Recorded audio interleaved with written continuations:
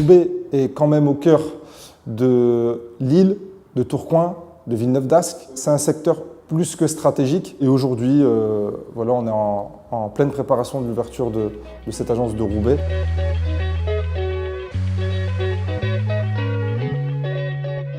Le Roubaisien, même s'il pense à partir, au final, il ne part pas. Donc les Roubaisiens, ils sont très très attachés à leur ville. Mais sinon, en général, c'est plus les Lillois, des clients d'autres villes qui viennent sur Roubaix que l'inverse. La première agence qui est ouverte sur la métropole lilloise est celle de Tourcoing. On a ouvert en même temps que l'agence de Lille. Et c'est après étude de marché que je me suis dit sur Tourcoing et Roubaix, il y avait quelque chose à faire. Par rapport à cette population qui est quand même jeune sur Roubaix, il y avait des attentes de nouveau ou de renouveau. Donc ça, c'est un premier point. Le deuxième, c'est que sur Roubaix, on peut passer d'une rue à une autre de 1930, de Couret à de grosses bourgeoises ou de programmes de loft. C'est ce qui fait aussi la richesse de Roubaix.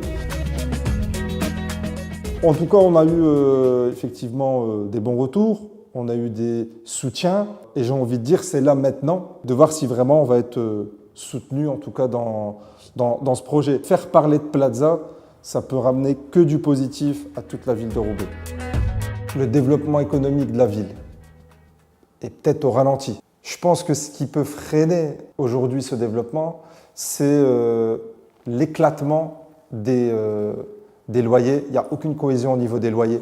Mais il y a aussi de vieux investisseurs qui ont laissé à l'abandon leur local commercial et qui concrètement s'en fichent un peu, que ce soit loué ou pas. Et ce problème de cohésion et cette vacance locative amènent que quand on va d'une rue à une autre, on voit allouer et des locaux vides, ça ne donne pas du tout envie d'y aller.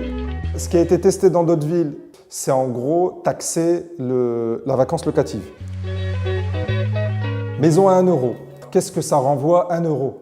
Pas cher, gratuit, ça part d'une bonne initiative. Au final, il faut regarder les effets. Pour moi, c'est peut-être enfoncer le clou sur venez surtout pas à Roubaix, quoi.